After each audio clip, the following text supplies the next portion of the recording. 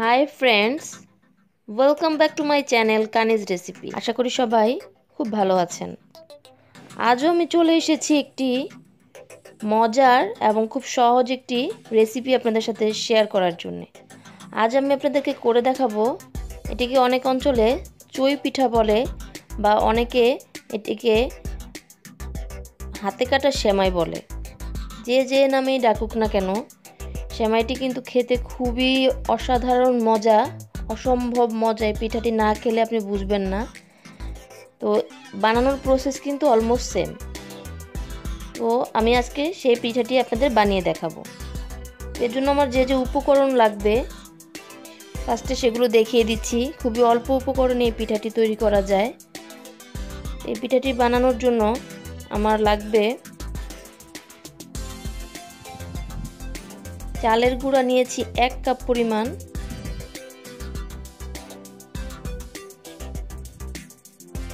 চালের গুঁড়াটা আমি শুকনা চালের গুঁড়া নিয়েছি লবণ স্বাদ অনুযায়ী এবং নিয়েছি 1.5 কাপ পরিমাণ পানি। পানিটাকে আমি ভালোভাবে ফুটিয়ে 1 কাপ পরিমাণ করে নিব। আমি চলে এসেছি চুলায়। আমি প্যান অলরেডি চুলায় বসিয়ে দিয়েছি এবং দিয়ে দিচ্ছি পানি।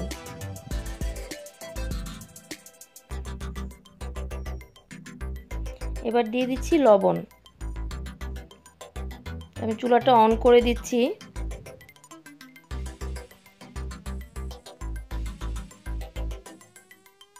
পানিটাকে আমাকে একটু বলক এনে একটু পানির পরিমাণটা 1 কাপ পরিমাণ পর্যন্ত করে নিতে হবে।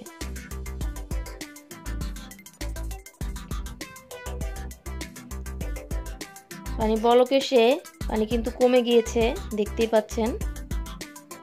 এখন আমি এখানে চালের গুঁড়াটা দিয়ে দিচ্ছি। চালের গুঁড়াটা দিয়ে আমি একটু ঢেকে দিব 3 মিনিটের জন্য, এতে করে আমার চালের গুঁড়াটা সিদ্ধ হয়ে যাবে।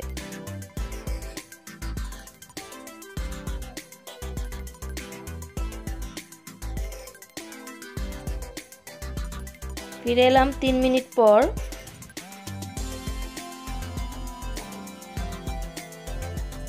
এখন আমি কাঠি বা একটি ছুরি দিয়ে আমি একটু নেড়ে চালের গুঁড়াটা পানির সাথে মিক্সড করে নিচ্ছি। আমরা রুটি বানানোর জন্য যে এই কাইটা যেভাবে বানাই, সেম প্রসেসেই এই কাইটাও বানাতে হবে।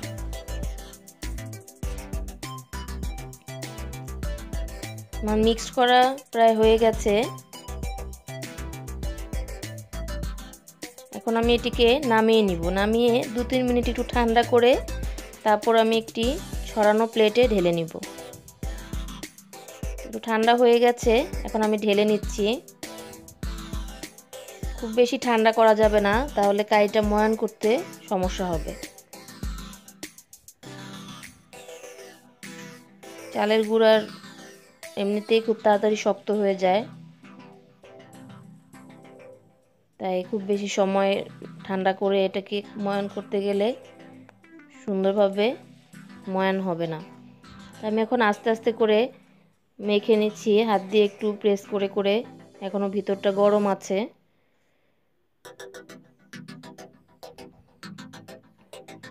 গরম থাকা অবস্থায় এটাকে আমাকে ময়ান করতে হবে। আমার ময়ান করা হয়ে গেছে, আমার ডোটি রেডি।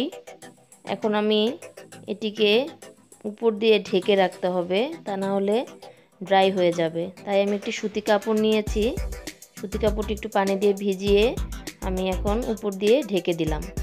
আপনারা চাইলে এখানে কিচেন টাওয়াল ইউজ করতে পারেন।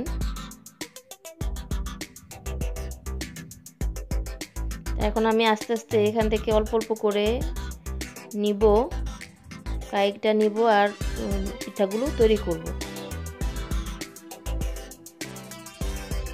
কাই নেওয়া হয়ে গেছে, এখন আমি আবার ঢেকে রাখবো।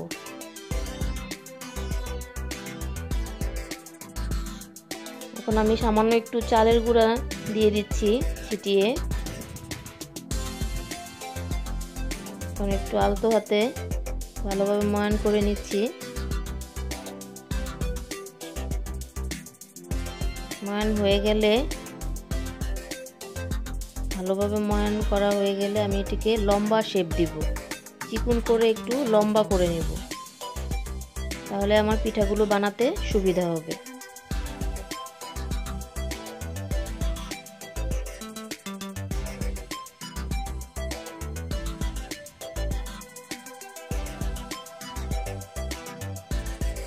লম্বা হয়ে গেছে। এখন আমি ছোট ছোট এখান থেকে ছোট ছোট করে কিছু টুকরা করে নিব।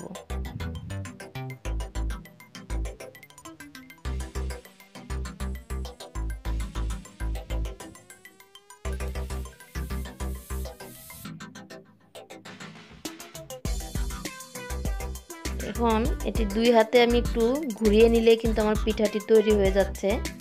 দুই মাথাটা একটু চিকন, মাঝখানটা একটু মোটা। এভাবে আরেকটি পিঠা বানালাম। বানানো কিন্তু খুব কঠিন কিছু না। দুই মাথা কিন্তু চিকন, মাঝখানটা একটু মোটা।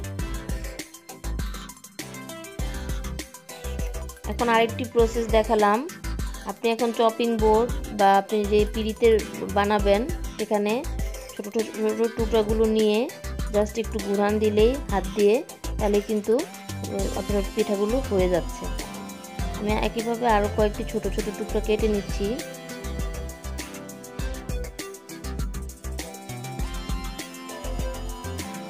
দেখুন, এভাবে কিন্তু সহজ, সময়টা কম লাগে।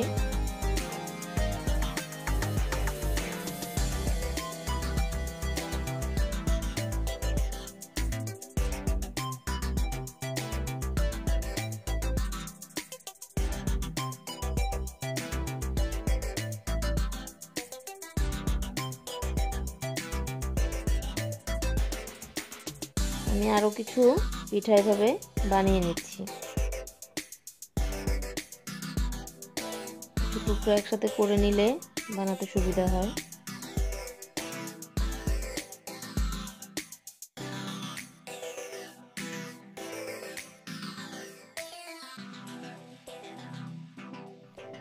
আমি কিছু পিঠা বানিয়েছি, দেখুন। এগুলো রাখার সময় কিন্তু অবশ্যই সামান্য চালের গুঁড়া ছিটিয়ে দিবেন, তা না হলে একটি আরেকটির সাথে লেগে যাবে। পিঠাগুলো বানানোর জন্য তো একটু সময় লাগবে, সেই সময়ের মধ্যে কিন্তু একটি আরেকটার সাথে লেগে যাবে। অবশ্যই আপনারা একটু চালের গুঁড়া ছিটিয়ে ছড়িয়ে মানে গায়ে গায়ে লাগিয়ে দিবেন, তাহলে আর গায়ের সাথে একটির সাথে আরেকটি লাগবে না। এই যে আমার সবগুলো পিঠা বানানো হয়ে গেছে। দেখুন, পিঠাগুলো কিন্তু কোনটার সাথে কোনটা লাগেনি, যেহেতু আমি চালের গুঁড়া দিয়ে ছড়িয়ে দিয়ে রেখেছিলাম। এখন আমি চলে যাব রান্নায়।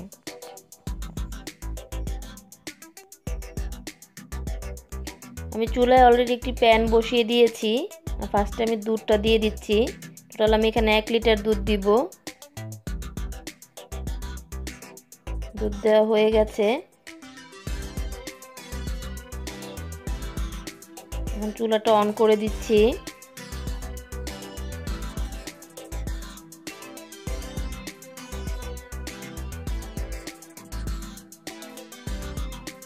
এবং দিয়ে দিচ্ছি 1 টুকরো দারচিনি এবং 2 টুকরো এলাচ। এলাচের মুখগুলো একটু পেরে দিচ্ছি, তাহলে স্মেলটা ভালো বের হয়। দুধটাকে আমাকে প্রথমে বলক আনতে হবে, বলক এনে একটু ঘন করে নিতে হবে। আমি দুধটাকে কিছুক্ষণ জাল করে বলক এনে নিচ্ছি।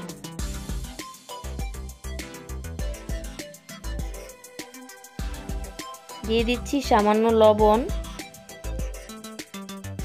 লবণ দিয়ে একটু ভালোভাবে দুধটা নেড়ে দিচ্ছি।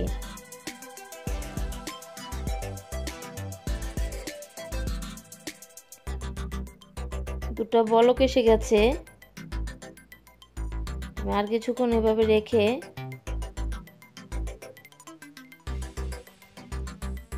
এখন আমি সেই পিঠাগুলো দিয়ে দিব। তবে পিঠাগুলো সব একসাথে দেয়া যাবে না, একসাথে দিলে দলা পাকিয়ে যাবে। তাই আমি অল্প অল্প করে পিঠা দিব এবং একটু নেড়ে দিব, তাহলে পিঠাগুলো আর দলা পাকাবে না।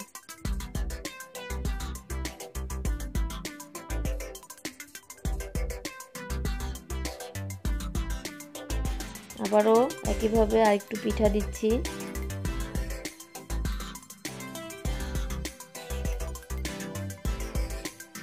আবার একটু নেড়ে দিচ্ছি। এভাবে করে আমি সবগুলো পিঠা আস্তে আস্তে করে নাড়বো আর দিব।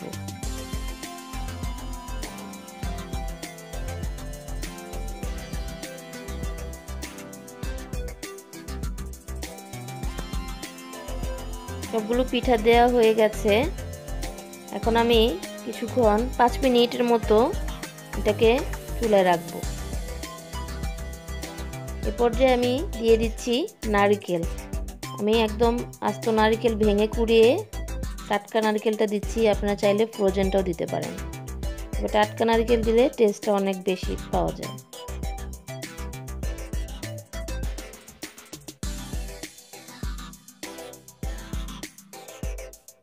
নারকেলটা দেওয়ার পর আমি আর খুব বেশি সময় চুলায় এখন রাখবো না, 3 মিনিটের মতো রাখবো।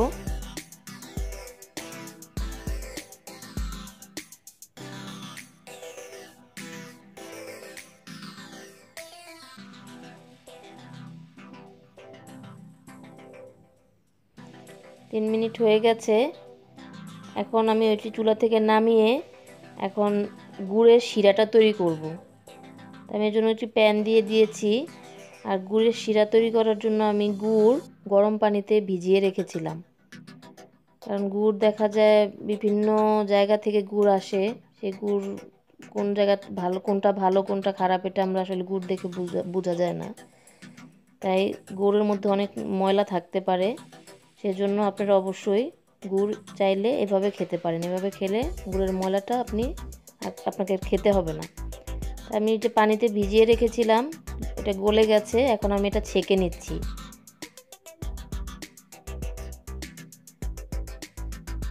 আমি গরম পানিতে ভিজিয়েছি, আপনারা চাইলে ঠান্ডা পানিতেও ভিজাতে পারেন। দেখুন কিছুটা কিন্তু ময়লা দেখা যাচ্ছে। এই ময়লা আমরা জেনে শুনে কেন খাবো?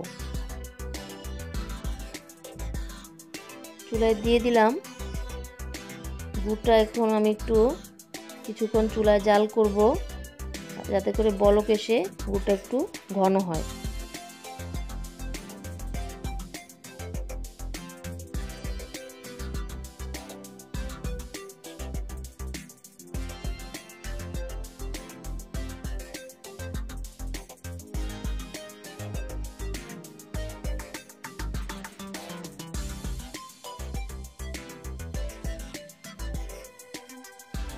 যে আমার গুড়টা বলক এসে পড়েছে, চুলাটা অফ করে দিলাম। এ পর্যায়ে আমি গুড়টা একটু ঠান্ডা করে নিব। গুড় এবং দুধ একসাথে মিক্সড করার আগে অবশ্যই আলাদা আলাদাভাবে দুটি উপকরণই ঠান্ডা করে নিতে হবে। পুরো ঠান্ডা না, মিডিয়াম ঠান্ডা করে নিতে হবে, কারণ গরম অবস্থায় দিলে দুধটা কিন্তু ফেটে যাওয়ার চান্স থাকে। তাই আপনাকে একটু ঠান্ডা করে নিতে হবে। যে আমার দুধ এবং গুড় ঠান্ডা হয়ে গেছে, এখন আমি আস্তে আস্তে মিক্সড করছি। অল্প একটু গুড় দিচ্ছি আর চামচ দিয়ে নেড়ে টোটাল দুধের সাথে মিক্স করে দিচ্ছি। যে অল্প করে দিচ্ছি আবার নেড়ে মিক্সড করে দিচ্ছি। এভাবে করে আমি 5 থেকে 6 বারে টোটাল গুড়টুকু দুধের মধ্যে মিক্সড করে দিব।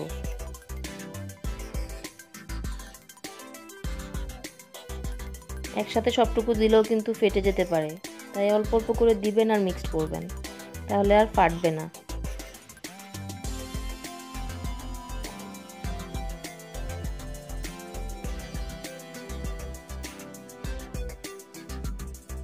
সবটুকু আমার দেওয়া হয়ে গেল। এখন আমি চুলাটা একটু বাড়িয়ে দিব, কিছুক্ষণ আরও রান্না করতে হবে। একটু নেড়ে দিতে হবে মাঝে মাঝে, তা না হলে নিচে লেগে যাবে।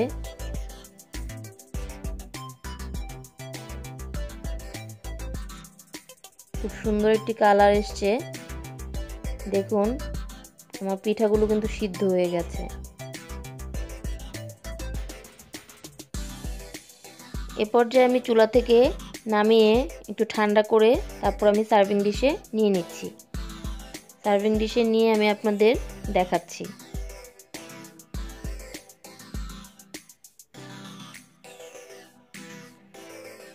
আমার সার্ভিং ডিশে নেওয়া হয়ে গেছে। দেখুন কালারটাও খুব সুন্দর এসছে এবং খুব সুন্দর গ্রান কিন্তু আমি পাচ্ছি। আপনারা অবশ্যই গ্রান পাবেন যদি আপনারা বাসায় এটি ট্রাই করেন। আজ তাহলে এই পর্যন্তই। আমার ভিডিও ভালো লাগলে প্লিজ আমার চ্যানেলটি সাবস্ক্রাইব করবেন, বন্ধুদের সাথে বেশি বেশি শেয়ার করবেন। আল্লাহ হাফেজ।